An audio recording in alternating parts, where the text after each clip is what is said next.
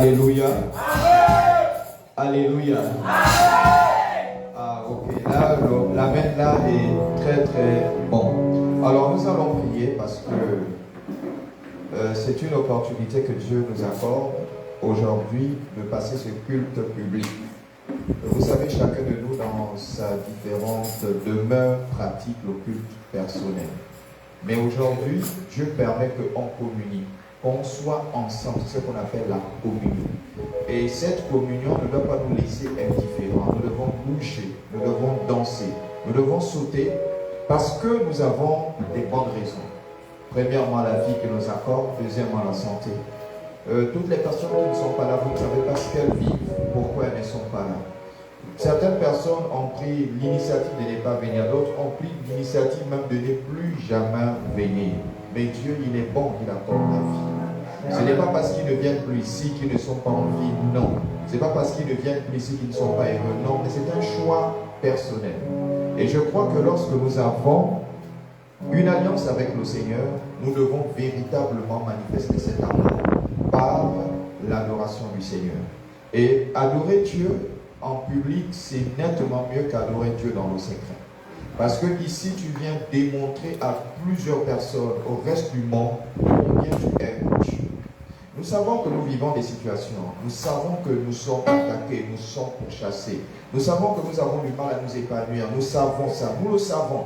Mais ça ne va pas nous empêcher de servir Dieu. Alors nous allons prier et nous allons parler sur nos vies. Et nous allons faire des déclarations prophétiques sur nos vies. Vous savez, c'est important de prophétiser sur sa vie. Certaines personnes, même quand ils prient, ils ne sont pas capables de prophétiser sur leur vie. Ils attendent qu'on vienne le dimanche et puis on commence à déclarer des prophéties sur leur vie. Prophétise sur ta vie. Parle sur ta vie, qu'elle est succulente, qu'elle est bonne, qu'elle est agréable. Que tu prospères à tous égards, que tout ce que tu entreprends faire réussit. Prophétise, parle en présence du Seigneur. N'attendez pas souvent que je dise parle aussi et tu dis parle ça, tu fais. Non, même dans vos maisons, parlez pour vos vies. Vous voyez que vos vies tournent, ils font de ça fait du surplace. Et puis tu parles, moi je parle au Seigneur sur ma vie. Je dis ma vie ne doit pas ressembler à celle qu'elle ressemble aujourd'hui. Ce n'est pas possible. Tu as dit que tu m'as béni. Alors moi-même je vais jouir les fruits de cette bénédiction. Si certaines personnes à ce niveau voient que je suis béni, moi je dis Seigneur, ça ne fait que commencer. Alléluia. Je n'ai pas dit qu'il ne m'a pas donné, mais j'ai dit ça ne fait que commencer.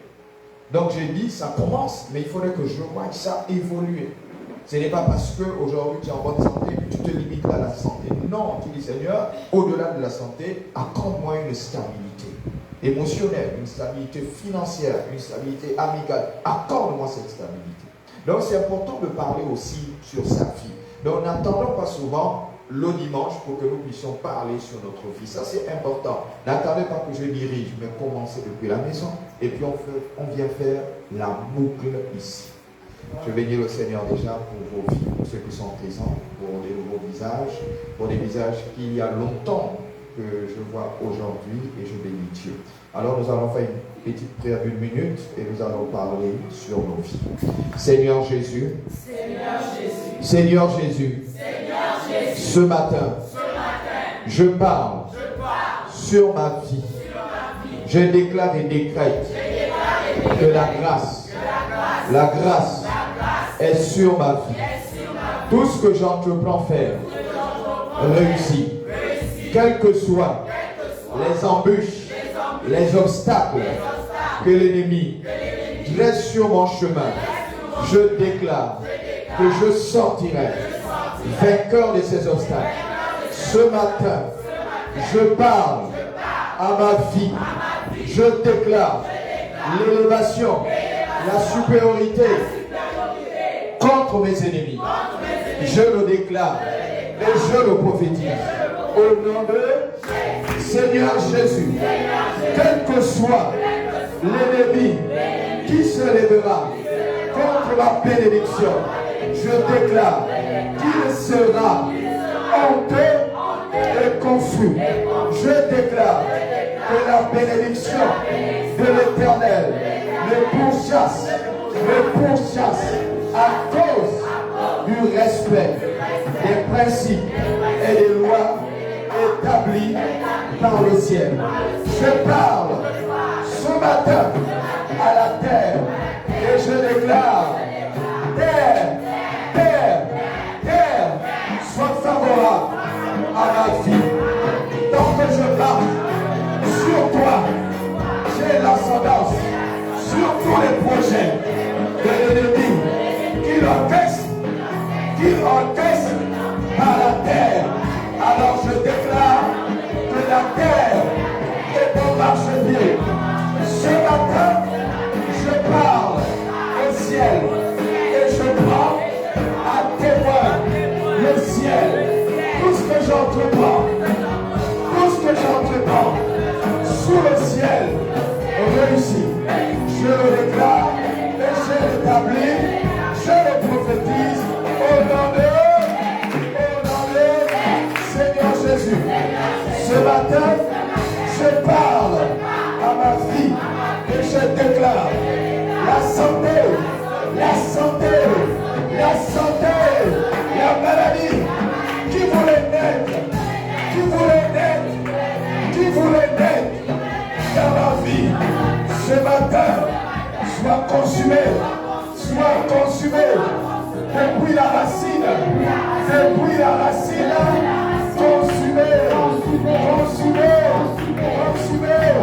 consumé, je le déclare, je l'établis, au nom de Jésus, on acclame le Seigneur. Alors je vois que malgré que nous sommes en train de parler, chacun pour sa vie, il y en a qui prennent ça à la légère. Je vous dis, il faut parler. Je voudrais, avant de prier, j'ai envie de rendre un témoignage parce que hier c'était extraordinaire, mais je vais prier. Seigneur, nous voulons te bénir pour ta parole. Elle est vie, elle est source de toute espérance. Ce matin, que ta parole nous fasse du bien. Seigneur, qu'elle nous restaure. Seigneur, que ta parole nous édifie. Il est écrit qu'elle est le marteau qui brise l'orang.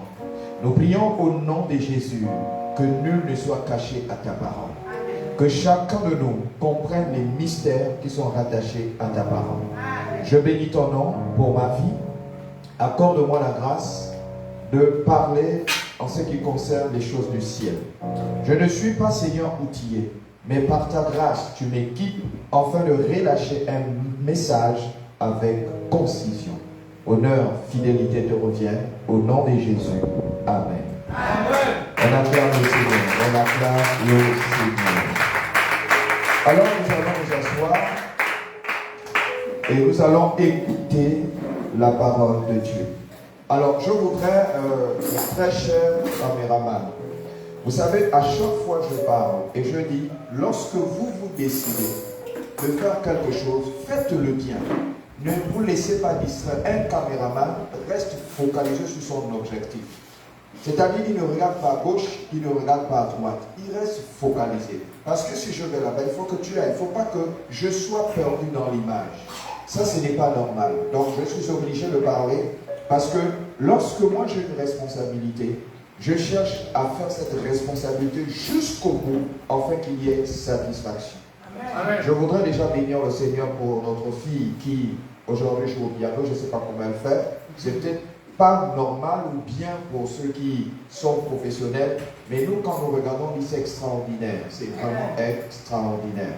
Je ne sais pas comment ça va faire pour se retrouver au piano, je ne sais pas. Et c'est la deuxième fois que je vois une fille jouer au piano. Alors je suis allé un jour dans l'église de Miré. Je été invité et les personnes qui étaient aux instruments, c'est la seule église où je vis que tous les instrumentalistes, ce sont les femmes. J'étais dépassé. En fait, le spectacle, ce n'était pas à cause de ceux qui chantaient, mais c'était simplement à cause du fait que ce sont les femmes qui étaient aux instruments. Et je me dis, non, c'est possible que dans une église, on peut voir uniquement les femmes à la batterie, les femmes au piano, les femmes à la guitare, c'est possible. Et quand j'ai vu ça à l'église de Miré, j'ai dit, Seigneur, merci. Parce que certaines personnes pensent en fait qu'ils sont détenteurs. Il y en a qui pensent qu'ils sont, comme on dit, irremplaçables. Mais vous savez, Dieu pourvoit toujours. Dieu pourvoit toujours. Quand tu pars, il envoie quelqu'un qui te remplace. Et généralement, on a l'habitude de dire que la nature a horreur du vide. Vous savez, aujourd'hui, il y a il y a la guitare qui est là, la solo, la basse, mais nous n'avons pas encore vu quelqu'un au sein de la communauté s'élever et dire qu'il va jouer. Mais cependant, s'il y avait quelqu'un qui jouait à la guitare, vous devez voir qu'il devait y avoir une concurrence entre celui qui veut apprendre et celui qui est en train de jouer. Cependant, toi qui apprends, tu veux déjà prendre la guitare et commencer à jouer pendant un culte. Or, il faut d'abord que tu sois au point, que tu sois bien formé. Et moi, je vois que ce que Sarah est en train de faire, c'est extraordinaire. Et si elle s'y met dans la passion, je pense qu'elle va surpasser. Elle connaîtra les notes, ainsi de suite, elle pourra surpasser. Donc, c'est une grâce. Vous voyez, quand on parle des grâces, voilà une grâce. C'est vraiment une grâce. Elle se lève un matin, il faut qu'elle apprenne. Et je encourage beaucoup les jeunes à véritablement se lever et à travailler pour le Seigneur. La plupart des jeunes qui sont là, ce sont les responsables de demain, les dirigeants de demain, les directeurs de demain, les gouverneurs de demain, les ministres de demain. Alors si tu aspires, et là je vais vraiment encore parler aux jeunes, si vous aspirez véritablement à atteindre des postes de responsabilité ou des privilèges, alors mettez vos travail, sacrifiez-vous et servez le Seigneur. Devenez beaucoup plus conscient avec le Seigneur. Et le Seigneur va vous aiguiser, va vous tailler, il va vous affûter, afin que vous soyez tranchant. Quand on dit quelqu'un est tranchant, ça veut dire que c'est quelqu'un d'efficace, de perspicace, de compétent, d'ingénieux.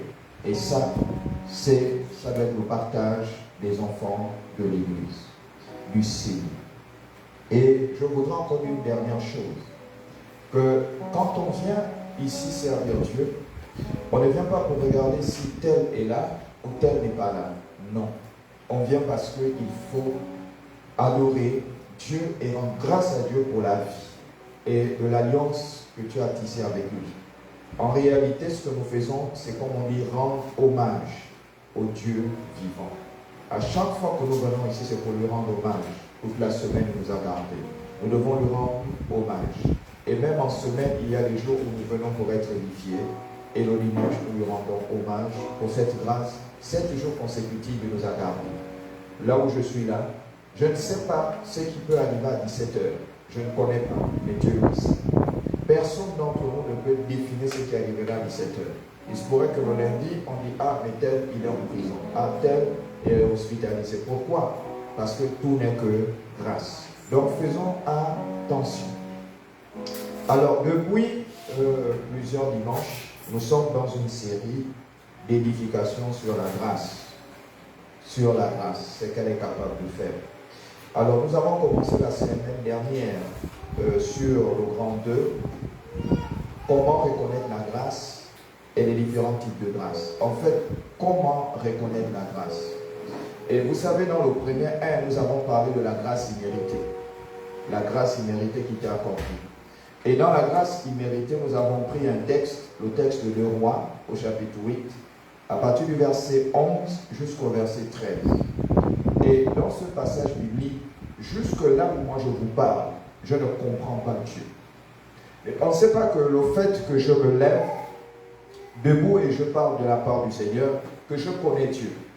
Vous savez, il y a un ouvrage, une formation où on dit, le thème c'est connaître Dieu pour mieux le servir. Connaître Dieu. Et moi je regardais, Dieu est un être transcendant. Dieu est une essence, c'est une énergie. Comment peut-on connaître une énergie? Mais il y a ce qu'on appelle des approches. Et sur ces approches, sur la base des Écritures, que nous pouvons nous rapprocher de Dieu, notre intimité, notre alliance que nous avons avec Dieu. Et dans ce texte, je vois le prophète, permettez-moi de revenir avant que nous n'entamions la deuxième grâce. Et comment la reconnaître, cette deuxième grâce? Je n'ai pas compris comment ça se fait-il qu'en tant que prophète, il vient annoncer une prophétie à un futur roi. Et il dit au futur roi, ce que je te vois en train de faire extraordinaire. Tu vas tuer les bébés. Les femmes, quand elles seront enceintes, tu vas fendre leur ventre. Leurs jeunes gens, tu vas les décapiter. Mais le roi dit ça. Et le prophète dit ça au roi. Et le roi lui dit, mais qui suis-je, un chien comme moi? Il dit, tu seras roi. Voyez-vous comment Dieu peut-il accepter ou autoriser ou donner la royauté à quelqu'un qui va faire du mal à son peuple? C'est ce que je n'arrive pas à comprendre avec Dieu. Et là, j'ai compris que c'était une forme de grâce imméritée que Dieu accorde à un roi. Parce que, en dépit du fait que le roi qui va être établi roi soit un criminel, Dieu veut certainement accomplir sa destinée au travers du roi criminel. Vous savez, aujourd'hui, pendant que j'étais en train de méditer à nouveau, je vais me déplacer, j'étais en train de méditer à nouveau sur ce passage. Et j'étais en train de dire, en réalité, ce que j'étais en train de percevoir venait à m'amener à me dire que si Dieu permet que moi, je puisse être oppressé, comprimé, c'est pour m'amener davantage à prier. C'est pour amener le peuple de Dieu à prier. Parce que quand tu traverses l'adversité, c'est là où tu commences à faire un travail de jeûne et de prière. Pour dire qu'il faudrait que le roi là, qui nous torture, qui nous empêche de servir Dieu, puisse être ôté de son trône et on envoie un roi qui me donnera la possibilité d'adorer Dieu en toute quiétude. Vous savez, il faut avoir peur de l'église. Quand il y a un roi comme celui-là, parce qu'on dit qu'il va tuer le peuple d'Israël. Cependant, la vie est en train de devenir difficile. Cependant, tout autour de toi est en train de se fonder. Mais qu'est-ce que toi tu fais? Tu vas t'attarder à pleurer, à t'apitoyer sur ton sort, au lieu de te lever et commencer à parler au Seigneur. Tu parles même en langue. Tu dis au Seigneur de te libérer parce que tu n'en peux plus. C'est trop. Vous savez, moi j'étais arrivé à une situation de ma vie de dire au Seigneur que si tu ne m'accordes pas cette grâce d'avoir ça, et que si je pêche pour obtenir ça, alors je t'incriminerai, je te donnerai un tort. Vous voyez, je dis ça à Dieu et Dieu reste silencieux. Je dis à Dieu, j'ai tellement souffert, pourquoi est-ce que je ne dois pas trouver le travail? Or, Dieu ne m'appelait pas à travailler. Je l'harcelais tellement, j'ai dit non, mais je vis quand même des situations difficiles. Je ne veux pas me transformer à quelqu'un qui va mentir. Je ne veux pas me transformer à quelqu'un qui va toujours pleurnicher face aux autres. Moi-même, je veux travailler. Vous voyez pourquoi? Parce que ma situation ne me permettait plus d'être équilibré. Et c'est comme ça que j'ai commencé à crier vers le Seigneur. Donc, toutes les situations qui vont se présenter devant nous, en dépit du fait qu'on va se poser la question, mais comment ça se fait-il que le Dieu que je prie autorise que je sois maltraité par mon chef, maltraité par un président de la République, maltraité par X ou Y? Pourquoi? C'est parce que Dieu veut t'amener véritablement à le prier, à le rechercher, à rechercher sa face. Et je pense aujourd'hui qu'en dépit de toutes les situations que vous pouvez voir au sein de communautés, parce que ce qui se passe aujourd'hui en temps de vacances, ce n'est pas seulement sémi. Il y a beaucoup de personnes, vous ne pouvez pas faire 3-4 dimanches, vous ne venez pas. Si vous ne voulez plus pour le sémi, vous faites le message que non, désormais je veux pour le sémi par exemple. Vous faites 4, 5, 6 dimanches, vous ne venez pas. Mais quelle est la relation ou l'alliance par exemple que tu as avec Dieu? Évidemment, Dieu te fait grâce, tu en vis, tu manges, tu dors, et puis pour toi c'est terminé. Mais rassure-toi que le Dieu que nous prions, dans son alliance, il reste fidèle. Il est jusqu'à 1000 générations. Donc Dieu est fidèle dans son alliance. Tu l'as servi, mais Dieu ne t'abandonnerait pas. Il n'abandonnerait pas non plus ta progéniture. Mais cependant, plusieurs personnes ont un mépris notoire pour le Seigneur. Mais attention, celui qui méprise les choses de Dieu, il sera méprisé par Dieu. Le Dieu que nous prions ne blague pas. Il ne blague pas. Il dit c'est à moi la vengeance, c'est moi qui rétribue. Le Dieu que nous prions ne blague pas. Alors je ne fais que vous dire, le mépris vis-à-vis des noms de Dieu, le mépris vis-à-vis des choses du Seigneur, attention au foudre, attention à ta descendance, attention. Donc je voulais vous parler de ça ce matin. En fait, quand j'ai examiné la situation de Hazaël, et puis je me suis posé beaucoup de questions. Et puis j'ai eu des réponses à mon interrogation. Pourquoi est-ce que Dieu a pris quand même le roi qui va torpiller les enfants de Dieu, qui va faire gémir le peuple de Dieu, et là quand même installé comme roi? Parce que le prophète dit, je vois que tu seras roi. Lui, on vient de prophétiser, il dit non, un champ comme moi, je ne peux pas faire de telles actions, c'est trop grand pour moi. Il dit si tu vas vous faire. Effectivement, quand il est passé roi, mais allez lire cette histoire d'Hazaël, comment il a fait pour être roi? C'est un coup d'état. Allez-y lire l'histoire, parce que généralement, vous ne lisez pas l'histoire. Vous savez, quand quelqu'un prophétise sur vous, il y a des gens qui aiment précipiter la prophétie. Ils veulent qu'elle s'accomplisse. Au lieu d'attendre qu'elle vienne seule, parce que Dieu est en train de mettre les choses en cadence, en mouvement, pour que ça vienne aisément. Mais toi, quand tu as entendu la prophétie, alors tu anticipes la prophétie. Et c'est dangereux en anticipant la prophétie. Allez regarder son histoire. Comment il a fait? Comment il a fait pour être roi? C'est un coup d'état qu'il a fait. Un coup d'état. Donc, avec ces choses, quand Dieu m'a parlé de ça, j'ai dit, je comprends. C'est-à-dire que tu es président de la République. Tu es roi d'une nation. Et il y a les enfants de Dieu qui sont là, qui adorent Dieu. Et puis toi, tu vas commencer à prendre les décrets pour les faire gémir. Fais attention. Ça, je dis, il faut faire attention. Alors, nous allons avoir le privilège aujourd'hui d'écouter plusieurs grâces. Et vous allez voir que tout n'est que grâce, en fait, dans la vie. Alors, la deuxième grâce, comment la reconnaître et les différents types de grâces. Il y a ce qu'on appelle la grâce du succès. Alors, je voudrais bien aimer parler de la grâce du succès. Vous savez, on ne réussit pas par hasard. Le succès n'est pas le fruit du hasard. On ne gagne pas par hasard. Tous mes enfants qui ont eu le BPC, du moins ceux que je connais, parce qu'on avait un candidat, je ne sais pas le nombre de candidats qu'on avait, tous les enfants qui ont eu le BPC, ils n'ont pas eu le BPC par hasard. Il y a des principes, il y a des prérequis pour pouvoir obtenir. On ne gagne pas les choses par hasard. Quand vous gagnez les choses par hasard, ce n'est pas pour vous. Hein. Quand vous gagnez les choses avec subtilité, vous faites fétiche, vous faites maracouta, vous faites ceci, et puis vous obtenez la chose, rassurez-vous que ce n'est pas pour vous. Vous l'avez pris à d'autres fins, par d'autres subtilités. Mais ce n'est pas pour vous. Ce n'est pas pour vous. Le propriétaire va reprendre ce qui lui est de droit. Même après 50 ans, il reprend parce que c'était pour moi. Mais toi, tu as appris de manière subtile en faisant des coups d'état, en faisant des fétiches, en faisant ci, ça. Le propriétaire va récupérer ce qu'il a. Et c'est là où le peuple va cesser de gémir parce que le propriétaire qui avait été établi à la fondation du monde a repris et il stabilise. Durant sa période magistère, durant son temps qu'il va siéger, régner, les gens seront amis. Un peu comme le roi Salomon. Il est le seul roi qui n'a pas connu la guerre. Il a connu la stabilité. Alléluia. Amen. Alors la grâce du succès. Alors écoutez, vous n'avez peut-être pas compris et vous ne comprenez pas. Comment la reconnaître? Comment reconnaître la grâce du succès? Alors je vais lire un texte et vous allez voir ce qu'on appelle la grâce du succès. Alors Genèse au chapitre 24, à partir du verset 10 jusqu'au verset 26. Je vais lire et puis je vais commenter. Alors on peut se lever. Je vais lire très rapidement. Le serviteur prit 10 chameaux parmi les chameaux de son seigneur et il partit, ayant à sa disposition tous les biens de son seigneur. Il se leva et alla à Mésopotamie, à la ville de Nachor. Il fit reposer les chameaux sur les genoux, hors de la ville, près d'un puits, au temps du soir, au temps où sortent celles qui vont puiser de l'eau.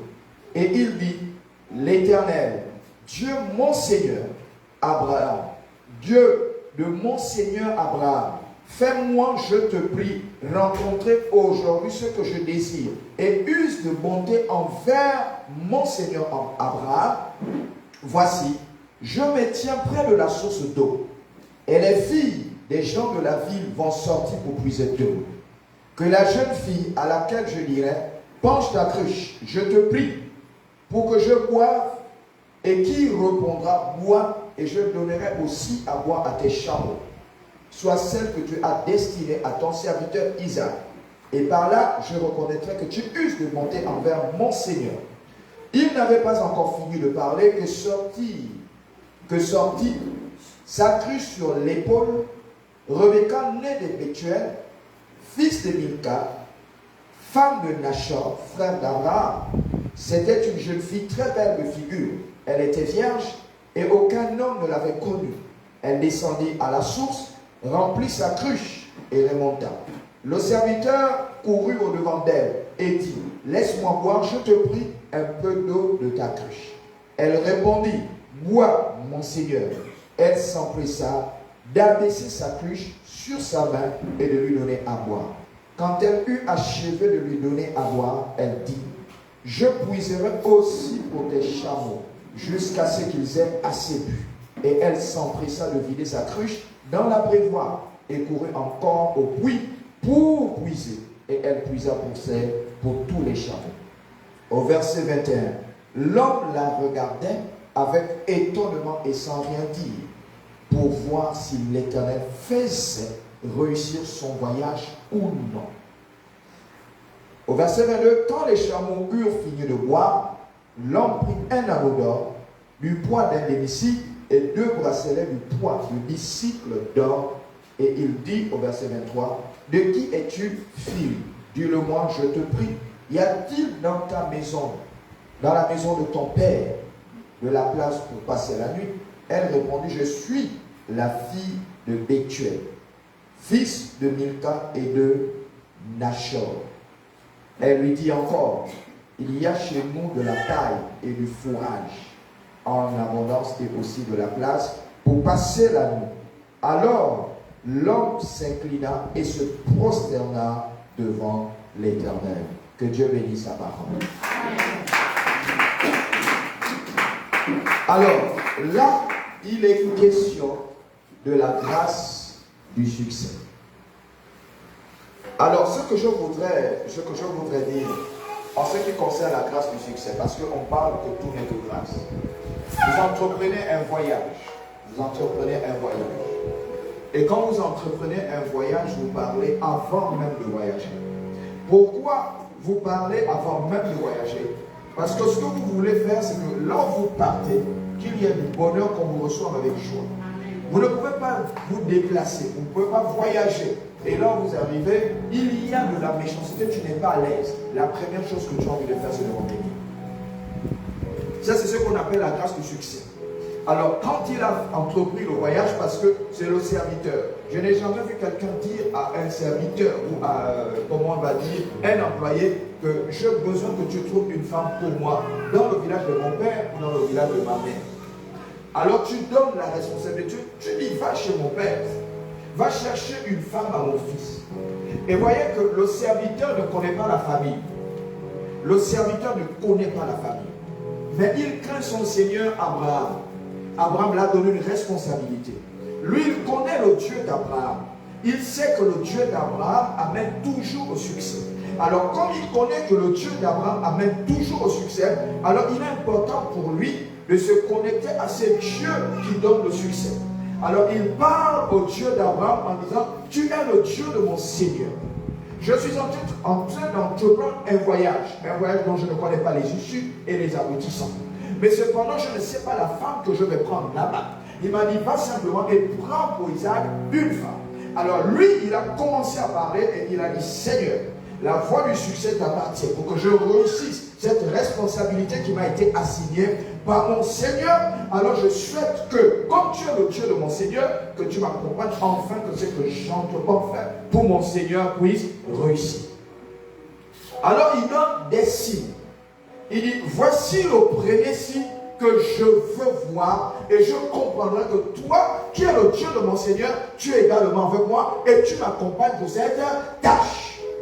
Alors la femme qui viendra, celle qui va s'occuper non seulement de moi parce que je suis épuisé, je veux boire de l'eau, mais également celle qui dira, aussi tu bois de l'eau, mais après je donnerai de l'eau à qui? À tes chameaux. Parce que les chameaux, ce n'était pas pour lui, c'était destiné, comme on dit, une dot ou des présents pour que Rebecca quitte la maison de son père. Elle va retrouver son parent Abraham. Parce qu'Abraham, c'était son parent. Mais elle va, pour retrouver Isaac, se marier à Isaac. Et la Bible définit que c'était une très très belle femme. Or, les belles femmes sont toujours hautaines. Les belles femmes sont toujours orgueilleuses. Mais cette fois-ci, l'orgueil a été mis à côté parce que la puissance de Dieu est en train d'agir. Et la grâce de Dieu a localisé le serviteur. C'est pourquoi on parle de la grâce du succès.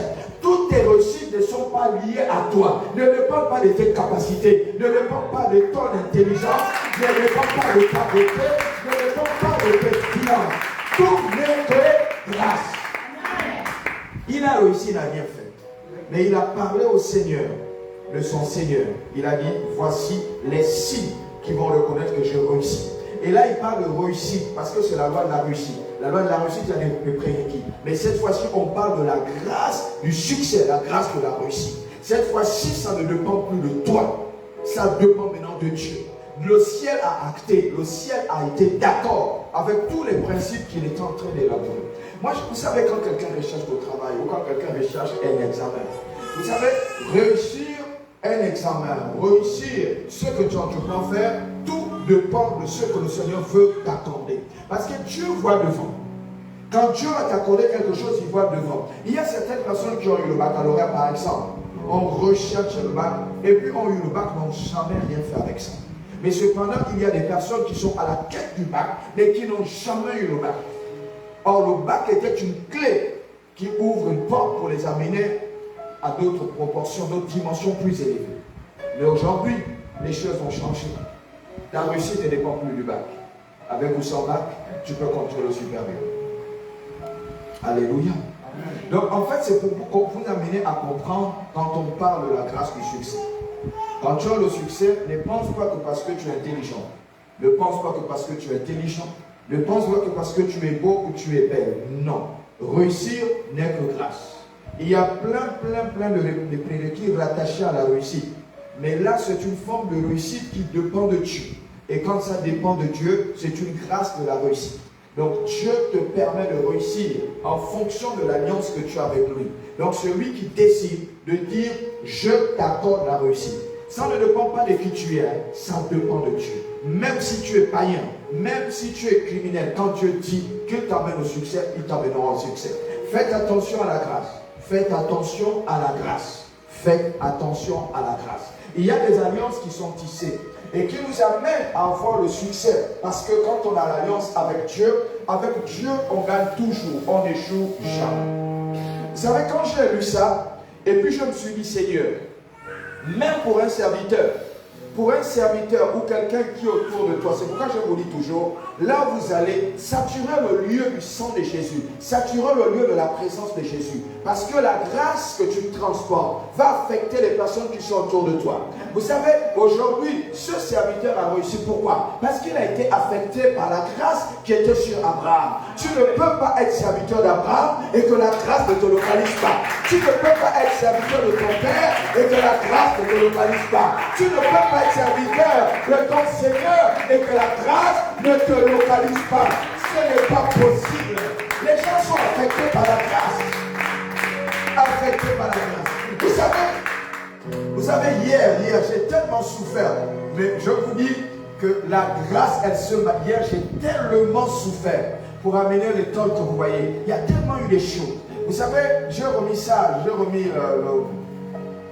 le reçu à mon fils, en fait, qu'il le récupère. Mais il n'a pas pu le récupérer parce qu'il a posé un problème. Un problème de celui de la voiture. Il fallait transporter. J'ai dit, bon, écoute, tu es sur place, essaie de négocier, cherche. Parce qu'on devrait tôler, en fait, depuis vendredi. Depuis vendredi, on devrait tôler. Ils ont dit, on prend, on tôle.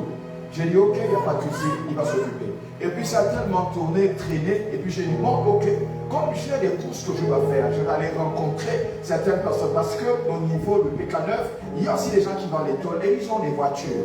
Et je suis allé les voir, j'ai dit, écoutez, moi j'ai besoin d'un véhicule. J'ai besoin d'un véhicule pour transporter. Écoutez, vraiment c'est une histoire que je vous dis, ça me touche. Ça me touche vraiment parce que hier j'ai vu la main de Dieu. Mais j'ai quand même souffert parce que je suis parti le matin, je voulais venir au plus tard à 10 h. Mais il s'est passé quelque chose, c'est que je me suis connecté avec ces gens, je suis arrivé, je ne sais pas si c'était 8 h, quelque chose comme ça. Ils m'ont donné le numéro, j'ai appelé, on s'est accordé pour qu'à 13 h, ils viennent me retrouver à l'usine pour qu'on prenne le tour de part. Mais moi-même, quand je venais pour l'usine, ils ont barré la route. Pour ceux qui vivent à Libreville, ils ont barré la route. Il y avait un embouteillage extraordinaire. Extraordinaire. J'étais dépassé en fait. Quand je reviens, j'ai mis du temps. Les gens pourraient se demander, mais vous faites quoi là-bas? Mais j'ai mis du temps pour arriver au Mégabus. Ils ont barré. Donc ceux qui vont à Libreville, là, au retour c'est un calvaire. En partant c'est un calvaire, au retour c'est un calvaire. Parce qu'ils ont barré là, on dit barré qu'ils sont en train de faire si c'est le pont ou je ne sais pas quoi là. Donc ils ont déjà barré, ils ont percé. Mais moi je ne comprends pas. On est passé le matin, ils n'ont pas donné des informations, rien, au lieu de faire ça la nuit. Et faire des informations que attention, elle sera altérée la circulation. Mais quand on revient, c'était quoi le problème? On a roulé à pas de tortue. Quand j'arrive, on se rend compte en fait que la route est barrée. Il n'y a qu'un seul sens. Donc toutes les personnes qui viennent là-bas vont tourner très ça que je suis allé, j'ai dit, bon, ce gars, je ne l'appelle plus. Et pendant que je partais, j'ai vu un véhicule, je suis descendu, j'ai demandé, est-ce que le monsieur peut me transporter les tôles? Ils ont dit, non, je connais quelqu'un, j'appelle quelqu'un, il a Bikele. Il m'a dit, non, écoute, il faut remonter à Bikele. J'ai dit, quoi? Remonter à Bikele, t'attends, or je suis sur place à l'usine. Il dit, bon, écoute, j'ai terminé, je fais une course, et puis je t'appelle. J'ai dit, ok, j'ai attendu. Et c'est comme ça que pendant que j'étais à l'usine avec les Chinois, je parlais, j'ai dit, mais moi je ne vous comprends pas en fait. Vous êtes des commerçants. On vient acheter les choses chez vous, mais vous n'avez pas les personnes disponibles pour nous transporter les tôles. Comment on fait si on n'a pas de voiture? Et c'est comme ça qu'il allait dans son bureau, il m'a amené une carte et puis il a dit voilà quelqu'un qui faut le transporter. Je l'appelle, il dit il n'est pas disponible, il est beaucoup occupé. J'ai dit c'est pas possible. J'ai dit encore à ces Chinois que mais vous n'avez pas d'autres personnes que vous connaissez. Ils disent non, déjà ils parlent pas français, ils ne comprennent pas ce qu'on dit. Ils disent non, nous il n'y a pas ainsi de suite. Je dis ok, ça alors je m'assois. Pendant que je m'assois, j'attends celui de Bikele parce que je sais que celui du PK9 ne peut plus venir à cause de la route marche. Et c'est comme ça que celui de Bikele ne vient pas. Et puis Dieu me dit, mais en fait, tu as toutes les relations de toutes les personnes et tout chez qui tu collabores au niveau de tout. C'est comme ça que j'appelle celui qui nous livre le matériel. C'est ça que je dis, mais écoute, j'ai un problème, il faut me dire, non, mais c'est compliqué et tout. Je te rappelle, il ne va plus jamais m'appeler. Et puis c'est comme ça que Dieu me dit, mais écoute, appelle telle personne il va te dire. Donc j'ai appelé un ami qui est là, Omar, et puis je l'ai appelé. J'ai dit, Omar, tu sais, j'ai besoin de toi. Il dit, non, mais ce que tu vas me demander, je vais faire. J'ai dit, je veux que tu viennes me prendre les tôles au niveau de Sassin. Il dit, c'est les tôles de combien de mètres? Oh, ce sont les tôles de 8 mètres. Il dit, non, c'est pas possible. Moi, je prends maxi 6 mètres. Si c'était 6 mètres, il n'y avait pas de souci. Je devais venir. Je parle de la grâce du succès. D'accord? Et c'est comme ça qu'il dit, non, mais écoute, je vais te recommander quelqu'un qui va venir chez toi. Il est juste à la Mandille. J'ai dit, très bien. Il m'a donné son numéro, je l'ai appelé. Et puis le gars m'a dit, c'est combien de mètres? J'ai dit, c'est 8 mètres. Il dit, non, c'est pas possible, je vais te recommander quelqu'un. On va de quelqu'un à quelqu'un. Extraordinaire. Et c'est comme ça qu'il me recommande quelqu'un. Ça, il m'appelle, il me dit, bon, ok, j'ai discuté avec la personne, voilà son numéro, appelle-le. Je prends le numéro de la personne, il dit, c'est Bakayoko, appelle Bakayoko. J'ai dit, ok, j'appelle Bakayoko. Et c'est comme ça que je prends le téléphone, j'appelle Bakayoko. J'ai dit, écoute, Monsieur Bakayoko, je viens d'être à Diawara qui m'a donné ton numéro. Oui, il m'a parlé. Bon, je veux que tu prennes les tôles de 8 mètres. Il dit 8 mètres, il y en a combien? J'ai dit, bon, il y a environ 15 tôles, parce qu'il y a 8 mètres, il y a 7 mètres, 6 mètres 70, et il y a également 2 mètres. Donc, s'il te plaît, viens vers moi. Il dit, ok, d'accord, je vais venir, sauf que, prépare-moi 60 000. J'ai crié, j'ai dit, quoi? On est à ça jusqu'en tout. Il dit, non, mon frère. 60 000 c'est bon. J'ai dit non, je ne comprends pas. 60 000 c'est trop. J'ai dit bon, écoute, je te donne 30 000. Il dit c'est pas possible. J'ai dit mais je n'ai pas d'argent. Il dit ce n'est pas possible. Il dit 30 000 c'est petit. J'ai dit bon, ok, je te donne 40 000. Il dit non, c'est insuffisant. Il dit bon, ok, je te donne 45 000. Il me dit donne-moi 45 000. J'ai dit non, vraiment, je suis asphyxié, je n'ai pas d'argent. Parce que je suis déjà allé faire des dépenses à Bâti Plus. Quand je suis allé faire des dépenses à Bâti Plus, toujours pour la faire là, j'avais la tête comme ça. Et puis je dis ok, il n'y a pas de souci. Viens, on va négocier. Et c'est comme ça qu'il commence à me dire au téléphone, écoute, tu sais qu'il y a un problème quand on parle de ça pour Ntomo. J'ai dit quel est le problème? Il m'a dit il y a 3 barrages. Le premier barrage, ça les militaires. C'est là où je me souvenais de mon fils. J'ai dit le commandant, c'est lui qui devait gérer ça. Mais comme il n'a pas pu gérer, je prends les choses à la main. Et c'est comme ça que j'ai dit, ok, le premier barrage militaire, d'accord. Comment tu fais les militaires, je ne les connais pas. Bon, moi-même, j'ai géré. Il dit lui-même, il gère. Il dit, ok. J'ai dit, bon, moi, monsieur, je m'occupe de la gendarmerie en comptant et puis en tour. J'ai dit, je m'occupe. Ouais, j'ai dit, je m'occupe, je ne sais même pas comment je vais faire. J'ai dit, je m'occupe, je ne sais pas comment je vais faire. Et c'est comme ça, quand je coupe, je réfléchis. Et je me souviens que j'ai plein d'amis à la gendarmerie. Mais il y a un nom. C'est-à-dire qu'il y a une image qui me vient, c'est celui qui est grand de taille, parce que lui il est toujours là, mais j'ai oublié son nom. Je cherche, mais c'est pas vrai. Comment il s'appelle? J'ai cherché, j'ai dit, mais attends, mais il m'a appelé, il m'a appelé il n'y a pas longtemps pour régler un problème pour le général. Donc c'est sûr que si je consulte mon répertoire, je vais le retrouver. C'est comme ça que je ne pense pas, écoutez, c'est ça Dieu, je ne pense pas à la reconnaître Joël. Je ne pense pas à Papa Justin. Parce qu'eux, ils sont du corps. Je ne pense pas au commandant, je ne pense pas à l'adjudant, mais je pense à quelqu'un d'autre. Parce que j'ai dit, lui, il est toujours là-bas. Mais je n'ai plus son nom en tête. Ah, je me souviens qu'il m'a appelé il n'y a pas très longtemps. Alors je vais dans le répertoire. Je mets gendarmerie. C'est quelqu'un d'autre qui sort. Ce sont d'autres gendarmes qui sortent. Et puis je dis, bon, ok, je vais appeler le commandant. Et puis je me dis, mais si j'appelle le commandant, le général, eux ils vont seulement me dire, bon, j'ai appelé le commandant quand tu as eu, tu parles. Je dis, non, ça c'est pas bon. Alors ce que je vais faire, je vais chercher. Je suis allé dans le répertoire. Je fouille, je tombe sur son nom. Je dis, mais c'est pas possible. Mais pourtant c'est bien écrit gendarmerie, pourquoi ça n'apparaît pas? Et c'est comme ça que je tombe sur lui. Je vois ma PC. Je dis, ah! Je dis, ok. Je prends le téléphone et je l'appelle. Écoutez, je dis, écoute, oui. Là, aujourd'hui, j'ai besoin de toi. Tu es obligé. Tu es sur place. Oh oui, je suis sur place. Tu es obligé d'intervenir. Parce que je viens avec les tôles pour l'église. Donc là, cette fois-ci, tu es obligé d'intervenir dans le cadre de la gendarmerie au niveau de comptant et puis au niveau de tôle. Il m'a dit, ok, il n'y a pas de souci. J'ai dit, dès que je démarre, je te fais signe. Quand Bakayoko arrivait, j'ai dit à Bakayoko, écoute, je m'occupe de comptant et je m'occupe de tout. Toi, tu vas gérer les militaires. Et puis, on charge. Il m'a dit, pourvu qu'on arrive bien. J'ai dit, ok, on va bien arriver. Alors, je démarre, je mets les détresses. Écoutez, quand je vous dis que la grâce vous localise, elle vous localise vraiment. J'avais tellement saigné, j'ai dit, Seigneur, j'ai trop dépensé de l'argent. Le Seigneur a trop dépensé de l'argent. Et là, il faut encore payer l'argent qui n'était pas prévu. J'avais pensé au transport. Mais je n'avais pas pensé que je devais investir pour quelqu'un. Je disais que c'est papa Justin avec le véhicule qui devait s'en occuper. Parce que lui-même il disait qu'il devait s'en occuper. Et c'est comme ça qu'on a démarré chez lui les détresses. J'ai commencé à rouler et puis Dieu est en train de me parler. Et quand Dieu me parlait, il me dit, mais en fait, tu vas le laisser passer. Et puis je ne comprenais pas en fait pourquoi il me disait que j'avais le laisser passer. Ça, je le dis authentique. Et c'est comme ça quand j'arrive aux côtés de la police, des militaires, lui qui dit qu'il devait s'occuper, Dieu me dit, garde, je garde et puis j'appelle les militaires. J'ai dit que je suis en train de construire l'église et que j'amène les tôles pour l'église. Alors s'il vous plaît, permettez-moi de passer. Ils disent, ah, nous aussi on va être bénis. Tout de suite, ils disent, je veux être béni. Moi, je n'ai pas d'argent. J'ai dit, recevez la bénédiction. Il ne faut plus que vous soyez ici, que vous soyez en haut. Alléluia. Alléluia. Donc c'est ce qu'ils m'ont dit. Et c'est quand ils m'ont dit ça, ils m'ont dit, ça va passer. Et Dieu démarre. Ce n'est plus Bakayoko qui gère, c'est moi qui gère. On continue, on roule.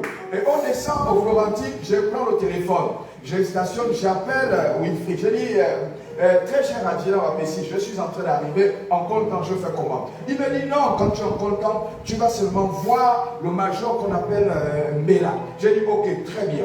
J'ai démarré, je suis parti. Quand je traverse le barrage, je suis en détresse, je stationne, j'ouvre la voiture. Il y a une dame qui est assise, elle se lève, elle siffle, elle me voit en train de venir. Et quand elle me voit marcher, elle fait seulement Bakayoko, passe. Je ne suis pas allé voir le major. Il me dit, mais tu vas où? Elle m'a demandé de passer. J'ai dit, ah ok, je retourne, je monte dans ma voiture. Je n'ai pas eu de contact avec le gendarme. Elle m'a seulement vu descendre en train d'aller vers elle. Lui, on lui demande seulement de passer. Il m'a dit, non monsieur, elle m'a demandé de passer. Et c'est comme ça que je continue avec la voiture. Quand j'arrive ici, avant même d'arriver, j'appelle l'adjudant. J'ai dit, bon, cher adjudant, je suis en train d'arriver. Donc, tu es où? Je suis en haut, je descends. Ok. Il dit, descends. Mais nous, on arrive, je suis à côté, j'ai ralenti pour que Bakayoko soit derrière moi. Et quand j'arrive devant le gendarme, j'ai dit au gendarme, tu sais, je ne dis plus que je suis agent ICG parce qu'il voit bien tout. J'ai dit, je suis pasteur. Et là, nous sommes en train de construire l'église. Et j'ai les tôles. Mais j'ai appelé le chef tel. Mais il n'est pas là. Il m'a dit, ah bon, tu construis? J'ai dit, oui, c'est pour l'église. Il est passé. On est passé. Et quand on passe, écoutez, je vois Wilfried qui est en train de descendre ma piscine. Je viens vers lui, j'ai la peine. J'ai dit, non, c'est plus la peine de venir. Les gars m'ont réglé la chose. Et après, il descendait, je suis allé vers lui. J'ai dit merci infiniment pour tout ce que tu as fait. Mais en réalité, je disais merci au Seigneur. Parce que, oui, je disais merci au Seigneur. Il était important, je l'ai dérangé. Même s'il n'est pas venu physiquement sur le terrain, le fait d'avoir parlé avec moi m'a donné l'assurance. Et je savais que j'avais un Dieu qui était au-dessus. Donc, je pouvais pleinement faire confiance à Dieu afin de réussir. Authentique. Quand on est arrivé ici, on a stationné. Je suis rentré, on a stationné là. Et comme je ne l'avais pas coiffé, on a déchargé les tôles. Dès que c'est déchargé, je prends l'argent, je lui donne. Je ne lui ai plus donné 45 000, je lui ai donné 40 000. Il était seulement en train de bouger la tête. Il dit, je ne sais pas qui tu es, mais je vais prendre ton numéro. Tu es une grande relation. Dieu a fait réussir pendant que j'étais en train de construire. Il me je vais souffrir parce que tu ne seras pas là. Quand je suis en train de remonter, les gars vont me récupérer. J'ai dit non, ils ne vont pas te récupérer. Il dit, je vais t'appeler, hein, si les gars me dérangent. J'ai dit, ok, il n'y a pas de problème. Et c'est comme ça que je suis resté à la maison. Et pendant que je suis resté à la maison, j'ai laissé le téléphone à la maison et j'étais avec les travailleurs. Et quand j'étais avec les travailleurs, je mis un peu de temps. Quand je repars à la maison, je vois le numéro de Bakayoko 16 minutes après. J'ai dit, c'est pas possible. Les gendarmes et les militaires l'ont dérangé. Alors je prends le téléphone et je l'appelle. Je dis quoi? Ils t'ont dérangé?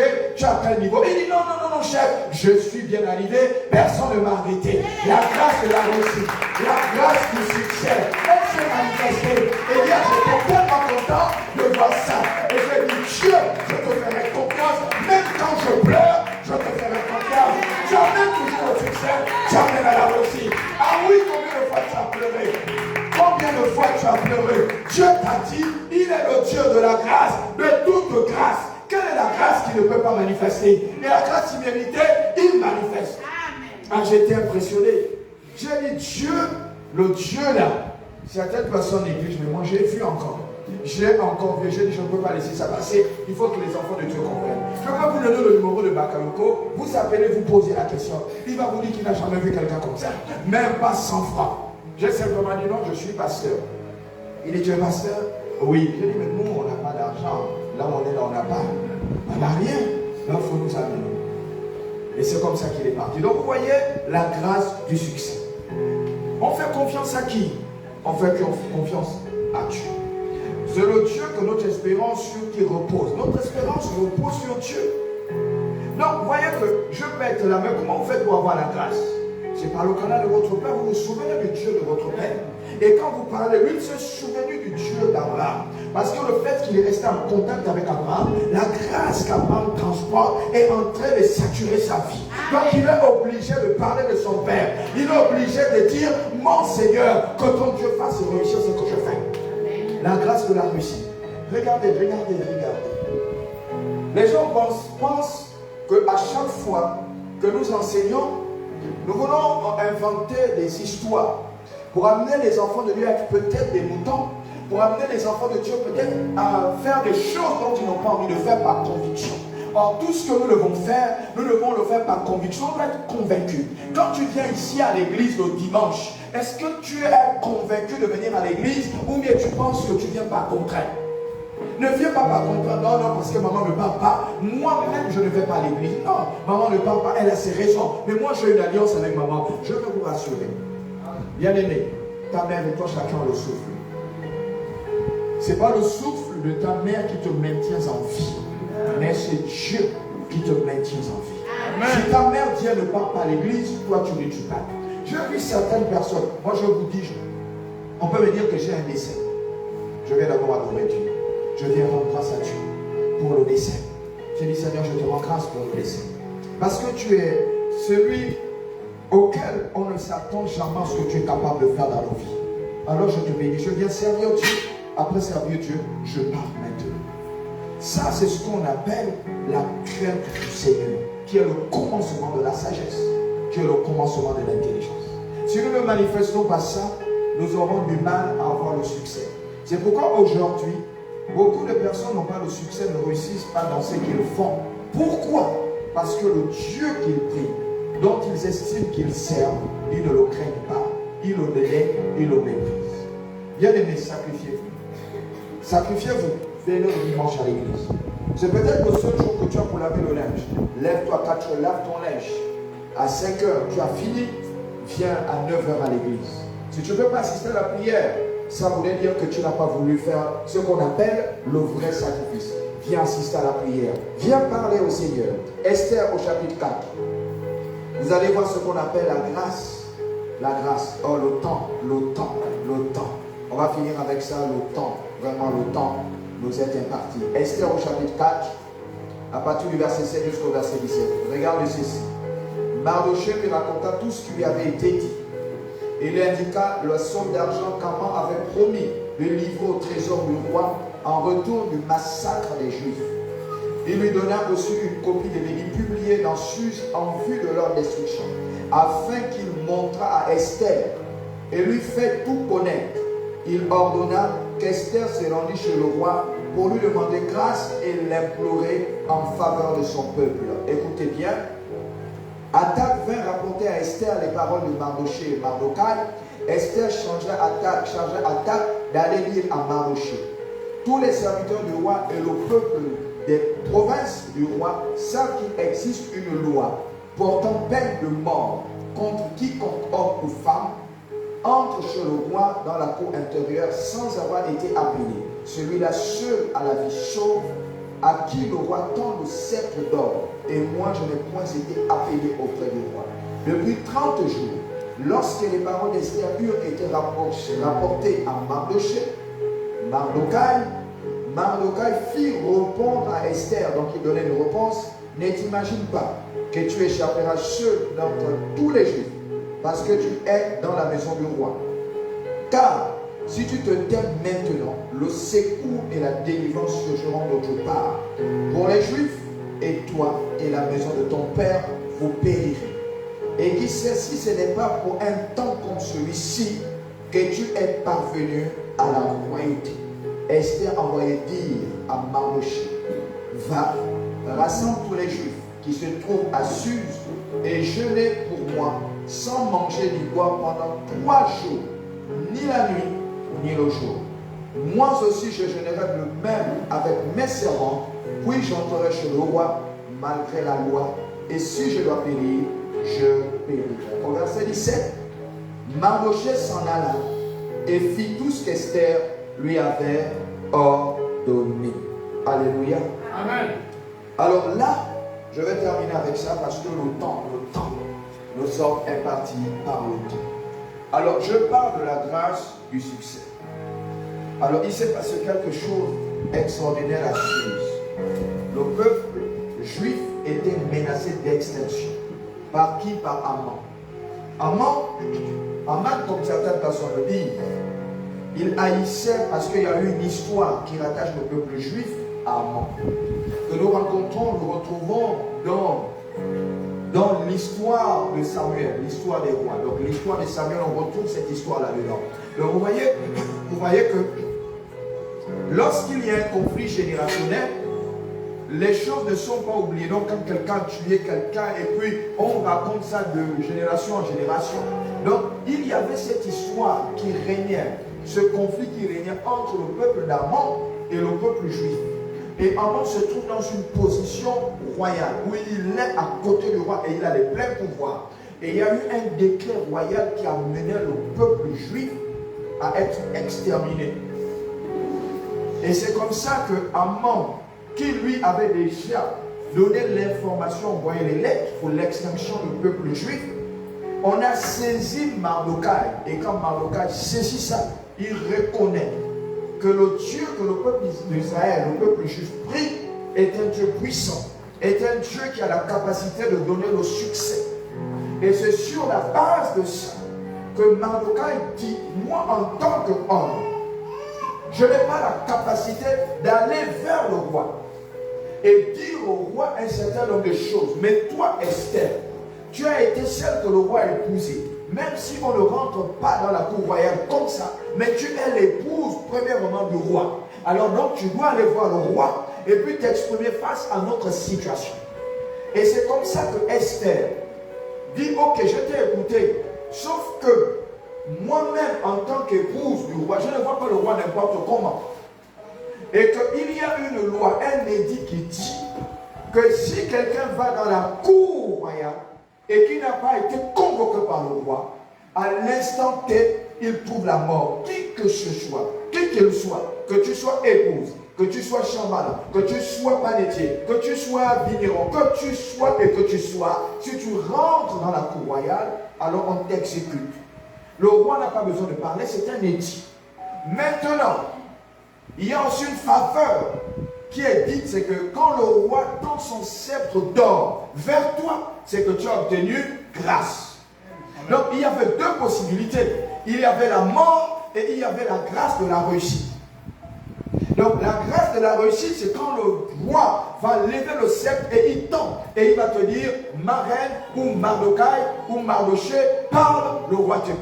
C'est sur ce contexte que lorsqu'il a levé le sceptre et qu'il tend vers toi, c'est en ce moment où personne ne peut te tuer. Parce que dès que tu rentres, le temps d'arriver, on a déjà sorti et tu as été décapité. Mais dès que le roi voit la personne, dès qu'il lève le sceptre, tout le monde se tait et il danse avec toi. Tu viens seulement, tu touches et puis tu pars. Et c'est comme ça qu'Esther a dit, voici ce qui va se passer. Et puis Mardokhai lui dit, écoute très bien. Écoute-moi très bien. Ne penses-tu pas que parce que tu es dans la maison du roi et que tu ne fais pas partie des Juifs, alors si tu le crois, que nous qui sommes Juifs, nous allons mourir, mais rassure-toi que tu mourras aussi parce que tu es Juif. Mais rassure-toi que si tu ne te lèves pas parce que Dieu est avec toi, il a permis à ce que tu sois dans la cour royale, et que si tu ne te lèves pas, je suis convaincu, le Dieu que nous prions, le Dieu de grâce, la victoire, le triomphe, le succès viendra d'ailleurs. Alors il est en train d'expliquer ça parce que les gens ont tendance à croire qu'ils sont simplement détenteurs de la réussite et du succès parce qu'ils ont une bonne position. Mais le Mardokhai a dit, rassure-toi, au-delà de ta position, si tu n'interviens pas, le secours viendra mieux. Quand elle a compris ça, elle a dit, ok, alors on va créer quelque chose de favorable. Et c'est ça que tu aimes ça. Alors elle a dit, j'ai compris, ça m'a touché. Alors je demande à ce qu'on fasse 3 jours et 3 nuits. C'est pourquoi on parle du jeûne d'Esther. Dans toute la Bible, on parle du jeûne d'Esther parce qu'elle a dit, faites 3 jours et 3 nuits de jeûne. Jeûnez pour moi. Pas pour vous, mais pour moi. Parce que c'est moi qui vais risquer ma vie pour sauver mon peuple. Donc allez-y faire le jeûne. Pour moi. Et de mon côté, je ferai le jeûne avec mes servantes. Pourquoi elle recherchait quoi? La réussite. Elle recherchait quoi? La faveur royale. Elle voulait faire quoi? Sauver le peuple. Mais le peuple qu'elle devrait sauver, c'était au péril de sa vie. Vous savez, bien aimé, on ne s'engage pas pour rien. Quand on veut s'engager sur une voie, on regarde aussi ceux qui sont derrière. Vous savez, les gens s'entêtent toujours à faire des choses, mais sans regarder ceux qui sont derrière.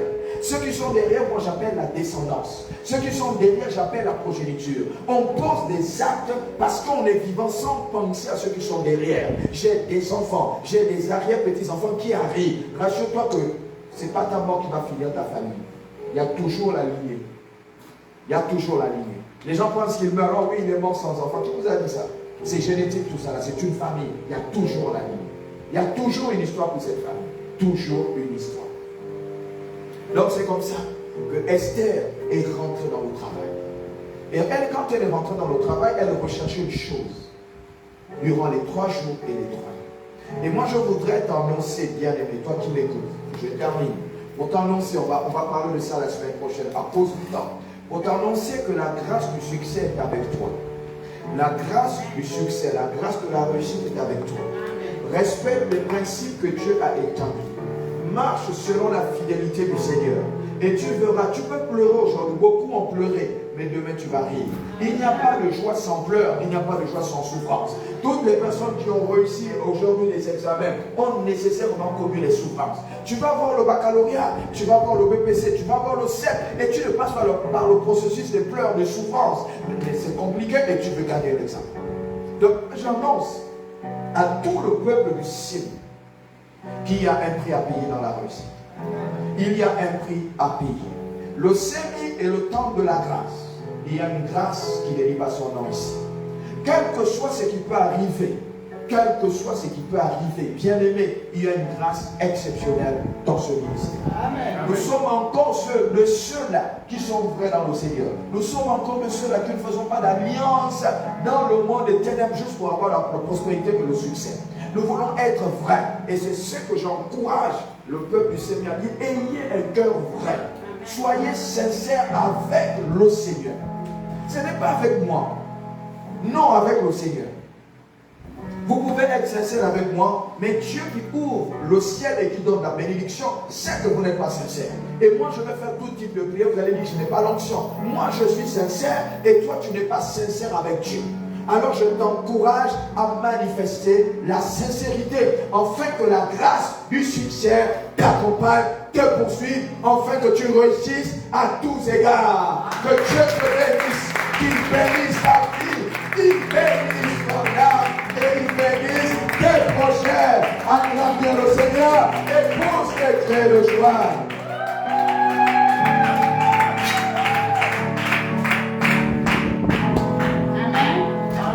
Acclame